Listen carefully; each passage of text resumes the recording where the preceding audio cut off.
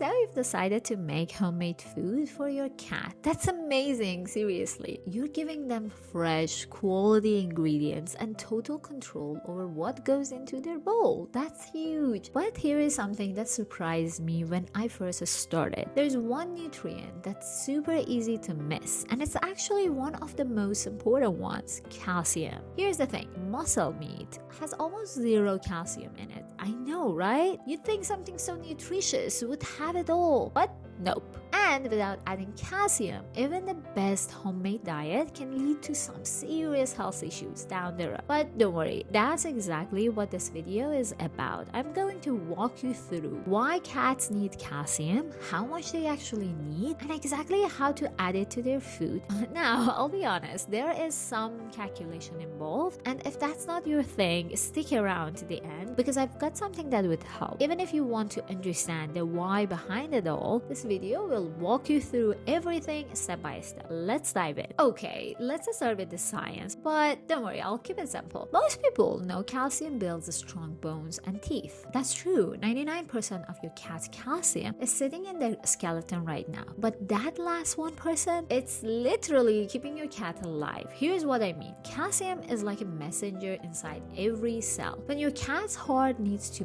beat, calcium rushes into the heart muscle cells and triggers the contraction. When their brain sends a signal to their paw to swat that toy, calcium helps neurons talk to each other. When they get a tiny cut, calcium kicks off the blood clotting process. When they jump, run, or even blink, calcium makes those muscles move. Now here's a problem with homemade diet: muscle meat.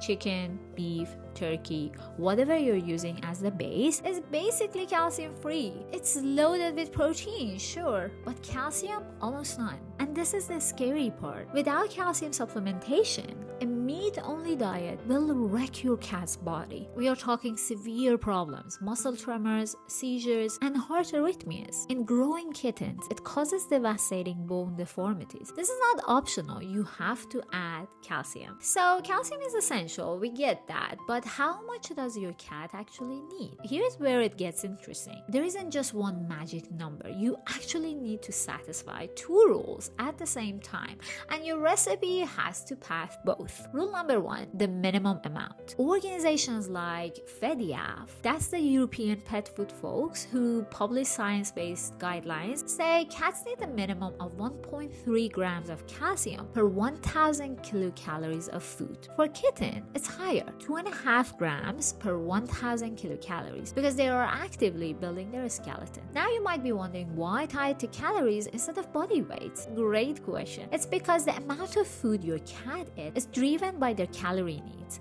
A bigger, more active cat eats more calories and needs more calcium. A smaller cat eats less and needs less. By linking calcium to calories, it automatically scales. No matter how much or little your cat eats, each bite has the right amount. So in practice, add up all the calories in your recipe.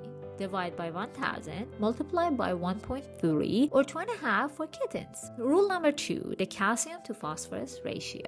Hitting the minimum isn't enough. You also need calcium and phosphorus to be in balance. These two minerals work as a team. They're absorbed together, stored together in bones, and regulated by the same hormones. When one's too high relative to the other, it messes up absorption of both. FEDIAF recommends a ratio between 1:1 and 2:1. Most people aim for 1.1 to 1.4 as a sweet spot. Here's why this matters for homemade diets. Meat is absolutely loaded with phosphorus, but has almost zero calcium. A chicken thigh has a calcium to phosphorus ratio of about 0.05 to 1, massively skewed toward phosphorus. If you just feed meat without adding calcium, your cat's body freaks out, detects the imbalance, and starts pulling calcium out of their own bones to fix the ratio in their blood. Over time, their bones get soft, weak, and prone to fracture. In kittens, this happens shockingly fast.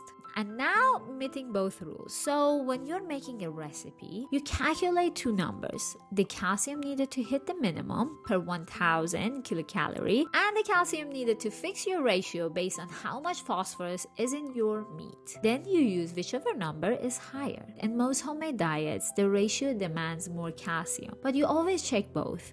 to be sure. How to calculate a real example. Alright, let's make this concrete with a real example. Say you've made a batch using boneless chicken thighs, chicken liver, chicken heart, and a whole egg. Total calories 1000. You are feeding an adult cat. Step 1.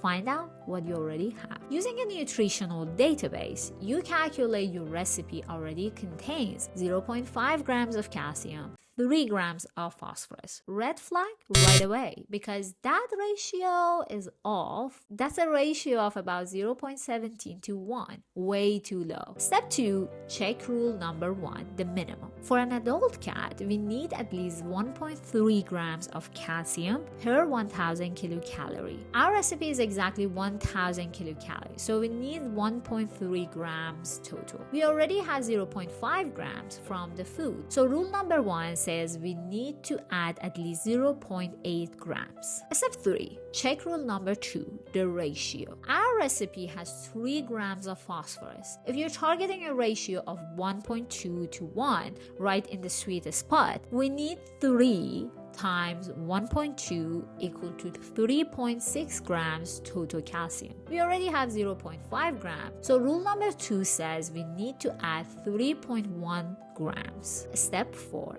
use whichever is higher. Rule number 1 said 0.8 grams. Rule number 2 said 3.1 grams. We go with 3.1 grams because that satisfies both rules. It gets us above the minimum and fixes the ratio. If we only added 0.8 grams, we'd meet the minimum, but our ratio would still be dangerously low at 0.4 to 1. How to supplement?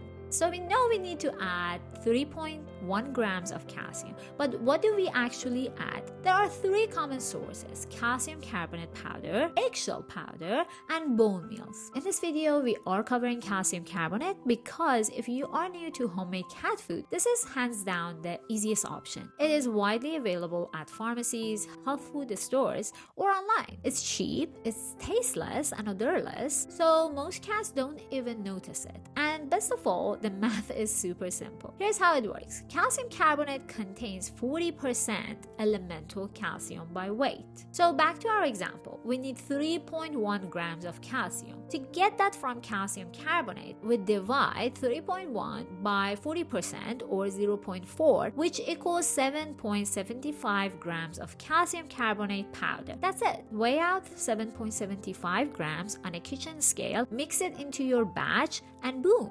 Your recipe now has 3.6 grams total calcium with 3 grams phosphorus, ratio of 1.2 to 1. Perfect. More isn't better, the upper limit. Now, I know what some of you are thinking. If calcium deficiency is so dangerous, why not just add extra to be safe? Because too much calcium causes its own serious problems. Excess calcium interferes with absorption of other essential minerals: zinc, iron, copper, manganese. Even if these minerals are in your food, flooding the diet with calcium can block them from getting absorbed, quietly creating deficiencies. In kittens, it's even worse. Unlike adult cats who can regulate calcium absorption, kittens absorb it more passively. This means excess calcium actually gets into their system and can mess up skeleton development, leading to abnormal bone growth and joint problems. Think of it like a target zone. You want to land comfortably above the minimum and well below the maximum. If you follow the calculation we just walked through, using accurate ingredients data and a proper scale, you'll land right where you need to be. Look, I get it. This might feel like a lot. Calculating calories, checking databases, doing math with ratios, it's not exactly simple. That's exactly why we are building a tool to do all of this for you. Just plug in your ingredients and it will tell you exactly how much calcium and other supplements to add.